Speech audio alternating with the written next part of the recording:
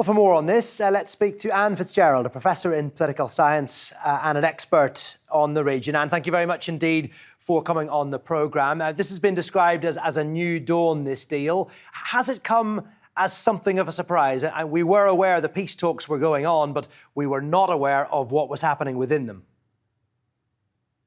Well, I think there was enormous pressure for these peace talks to result in some kind of outcome. Everyone is tired with this ongoing conflict. There has been a lot of unnecessary bloodshed. And of course, the anniversary of the 2-year mark of the conflict was coming up on November the 3rd in 2 days' time. So it was more than appropriate to make all efforts to bring this to an end. Yes, it's a tentative peace. And yes, we have seen other efforts that have marked a tentative peace in previous months. But what is different about this effort is that it is a formal declaration with detailed terms that has been signed by both sides and both parties that have come together around the peace talk table. And we haven't seen that in previous months and on previous occasions. One side has declared a truce, one side has declared a humanitarian ceasefire, statements have been made on Twitter, but there's been no formal declaration. So I think we should embrace this. I think this is a win for the African Union, a win for African voices and leaders that really have a proven track record in meaningful dialogue with meaningful outcomes, and we've seen that bear fruit today. So you think this one has more chance of holding because, of course, it's not the first ceasefire. The last one was breached back in August, just a couple of months after it was agreed.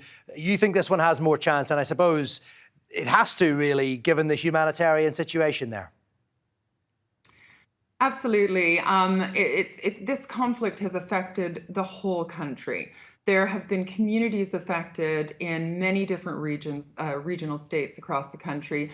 But of course, the focus has been on the north, the regional states of Tigray, Amhara, and Afar. And I think some of the provisions that we're hearing about come from Pretoria include disarmament. That's terribly important. You cannot have two military entities and two different military command structures in a country. We've seen a regional militia structure in the country since the TPLF-led EPRDF government introduced the new constitution in 1991.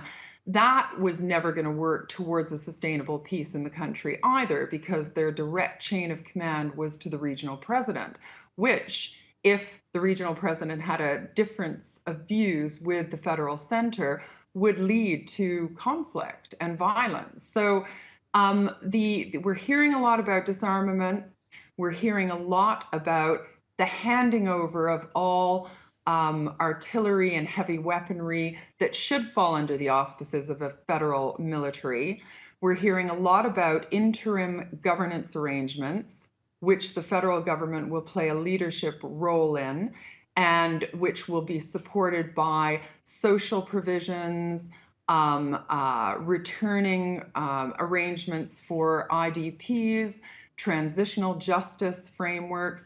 And we're hearing from both sides some views being expressed on foreign interference. And this foreign interference ranges from allegations of military assistance to certain parties, but also the disinformation and misinformation messages.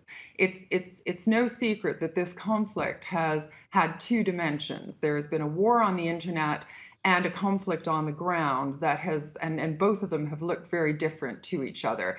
So there was an appeal coming out of Pretoria that this sort of negative internet and virtual space tone and messaging and culture was deeply in need for change to help promote peace and bring peace to the ground. Well, we do hope it holds, as I'm sure you do. Anne Fitzgerald, thank you very much for putting us in the picture. Thank you.